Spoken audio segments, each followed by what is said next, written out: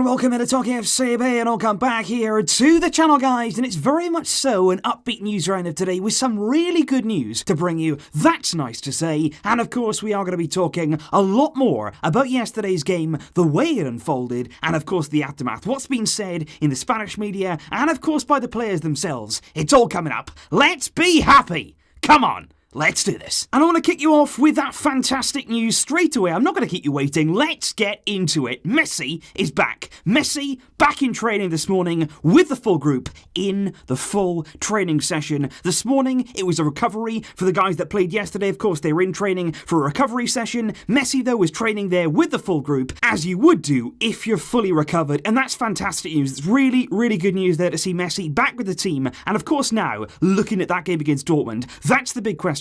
Back in training on Sunday, we're going to hope to see him once again tomorrow, of course, in that training session. But then, that's the big question. Is he going to play? Even if he's back in training today, and of course if he trains tomorrow and then he travels to Germany, should he play against Borussia Dortmund on Tuesday in that massive Champions League game? And I think what I can guarantee right now is that Messi is going to be included in the squad list to face Dortmund. The reason that I say that is, he's going to be included whatever the outcome is, simply because you put Messi on that team sheet, suddenly shockwaves go through Borussia Dortmund. It's as simple as that. It's a scare tactic. It's an intimidation tactic there to put Messi on that squad list, even if he's not going to be fit, even if he's not going to play. What I would say is, though, as of right now, if he's back with the team, if he's feeling good, he's going to be in constant communication with the Barcelona staff, with Ernesto Valverde. He's going to be telling them exactly how he's feeling. If he's feeling 100%, there's every chance that he could be involved in the Champions League, but I wouldn't start him. There's no way that I'd be starting Messi in this massive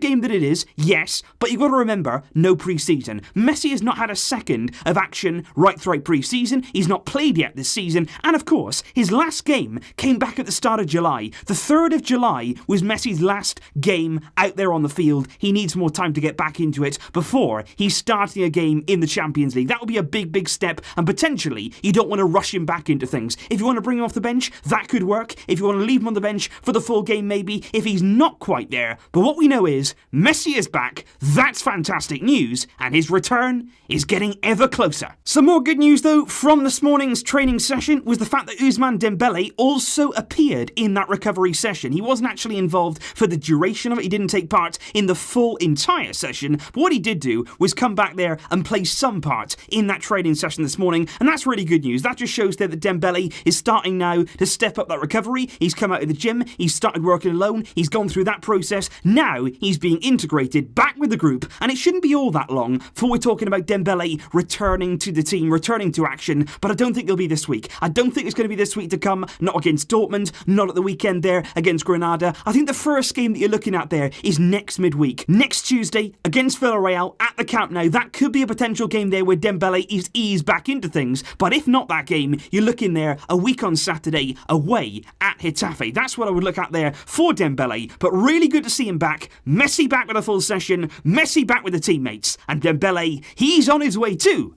Things are looking up. But of course, to be fair to the guys, to be fair to Barcelona and the players that are out there right now, we didn't do too bad in an attacking sense last night, of course, against Valencia at the Camp Nou. It was absolutely brilliant last night, and of course the man that took us all by storm, that really captured the imagination and the hearts of the Camp Nou, Ansu Fati, and the Spanish media this morning have been all over the youngster, really happy with what they're seeing, and certainly their MD coming out with a very clever headline, I felt. It's sort of a play on words there for the phrase plugged in. They've sort of put that phrase there, but just squeezed Ansu Fati's name into the headline, and clearly there Ansu on the cover. Really impressive stuff last night, and Sport there have gone with something different. They've said there, Ansu, what planet are you from? They can't believe what they saw last night. They can't believe what this 16-year-old is doing. He continues to impress, and he came out last night on social media as well, and it almost reflected really what we saw on the field with his celebrations, that he can't really believe what's happening right now and what's going on when he's scoring these goals. He can't believe what's happening. He said, what a night, a great victory. I'm very happy to score my first goal at the Camp Nou and to help the team. Everything right now is a dream. Thank you, fans, one more time. Visca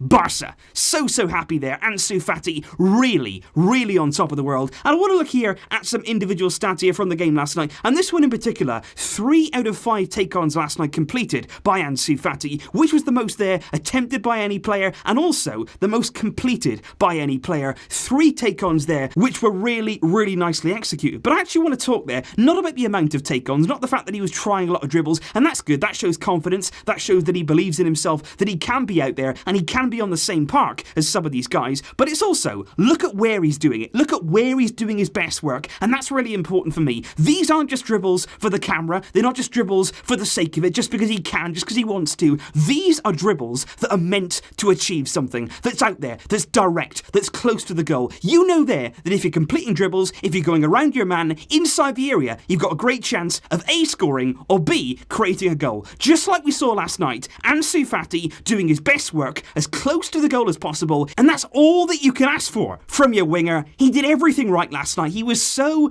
impressive. And he's such an exciting talent. And of course, I want to talk about the other goal scorer from the opening exchanges last night once again, Frenkie de Jong, and his pass accuracy last night was absolutely brilliant. And to be honest, it was faultless. 54 out of 54 passes completed, 100% accuracy. And look at those passes. They're not just sideways, they're not backwards, they're not just aimless passes. Once again, what we saw last night was players out there with a purpose. They weren't just keeping things ticking over. They weren't just out there going through the motions with slow, lethargic play. You had Ansu Fati darting around players. You had Frenkie de Jong getting the ball forward, getting his head up. And I love that. I love those kind of players. That's what we saw last night. Those are Barcelona players. And like you see there, complete accuracy and still with forward-thinking passes. And that's really important. And of course, we spoke yesterday in the review about the relationship there that's starting to blossom between Frenkie de Jong and Arthur Melo. We saw also on social media last night just a bit of camaraderie there between the two starting to come to the fore. De Jong posted on social media a very important 3 points and my first goal at the Camp Nou for Barcelona. And Arthur Melo there actually replied to that post. He posted underneath, "What a player." And I just love that. I really love the two of them coming together, starting to become there a really nice partnership. And actually, you look at the trio in midfield yesterday, and I was really happy with what you see. You saw crisp passing, you saw accurate passing. Every single one of those players, Arthur, Busquets, De Jong, really impressive on the ball, really clean and tidy. You look at the stats there, Sergio Busquets only misplaced 9 of his passes from 109 that he attempted last night, which there is really impressive. 100 accurate passes last night for Sergio Busquets, who really kept things ticking over, and nicely done there from the base of midfield. And Arthur Melo exactly the same. He only missed there 3 out of 69 passes that he took on, and those 3, as you can see there, were adventurous balls. There's no shame at all in losing out there. So 66 of his passes reaching its intended target. And like I say, that midfield trio last night were very impressive. For the time they spent on the pitch all together, they really did control things and demand the ball there in midfield and used it really well. And I want to actually show you the difference between when they were on the field and when they weren't. And in particular, when you look at the subs that came on, Rakitic, Vidal, Luis Suarez, and the clear change in shape there from Barcelona, and not for the good. I believe there, on the left-hand side, what you're seeing is absolutely perfect. You've got your 2 wingers, you've got Carlos Perez, you've got Ansu Fati keeping their width. Ansu Fati is a little bit narrower, but that's okay, because Jordi Alba, of course, will be happy to go down that left-hand side time and time again to create the width there, so he can be a bit more narrow, but you've got the 2 wide players. You've got Antoine Griezmann there, leading the line, but he's able to drop in. He's able to drop in because he can clearly link up there with Frenkie de Jong, Arthur Melo, Sergio Busquets. In a triangle, in a diamond, all of them there are perfectly placed to play off each other, to play combinations, to play 1-2 passes, to pass and move. You've got de Jong, you've got Arthur, nice and close together. They can constantly find each other. Busquets there can find it. He can feed the ball into them and make things happen. And you've got Griezmann dropping in, who's happy to be involved in the build-up, and certainly we're better off for that. Now look to the right-hand side. Suddenly now, you've taken off Ansu Fati, you brought Suarez on, you've got Griezmann and Suarez together, but Griezmann is not a winger. He's not going to be playing as a winger, so he's inside. What you then have to do is force Arturo Vidal to go out and play there around the left-hand side. He's not playing as a winger, but he is taking up there some space on the left-hand side, and what that does is, it destroys absolutely destroys your midfield. Suddenly now, we're left with the two. You've got Rakitic, you've got Busquets, you've got Griezmann there, just behind Suarez, but that nice triangle there in midfield, it's been obliterated. Suddenly now, there's a bigger gap between Busquets and Rakitic, there's a huge gap between Busquets and Arturo Vidal, and with that midfield broken up, with that midfield there obliterated because of the lack of width in the forward line, and also the fact that you've got two strikers on the field with nobody really on the left-hand side, suddenly then, you lack control. Now, I'm not going to say this team here won't score goals. We saw in the final exchanges there, we still managed to score against Valencia, but it was much more disjointed. When Arthur went off, when Frankie de Jong went off, you clearly saw there a change in the complexion of the game, and that's why for me, it's all about that shape, it's all about a really nice balance there in midfield, nice and close together, working off each other, the forward dropping in, the two wide men out there holding their width. That is a fantastic setup. On the right-hand side, it's disjointed, it's cut apart, it's not good in midfield, you've not got a good base there, you've not got a solid foundation, and that for me is why we cannot revert back to that. We can't revert back to Rakitic with Vidal, all of them together, all at one time, and Griezmann and Suarez together. It does not work. Stick with the left-hand side, you can alternate the players, you can do different things, but I think that midfield there is absolutely perfect. Get your two wide men, get your centre forward as a front three. That's the way that it should be. And that's the Barcelona that we really saw come through yesterday, and boy, did they put on a show. So please leave your thoughts in the comments down below, guys. What do you think about Messi and Dembele returning to training today? Messi in particular, what do you rate his chances of reaching that Dortmund game? Let me know your thoughts in the comments down below. Of course on Ansu Fati, of course on Frankie de Jong, and let me know what you think about this shape here. Which is the best one for you? What would you like to see in the majority of our games this season? Let me know in the comments down below. And of course tomorrow, the build-up. The build-up begins. It's Dortmund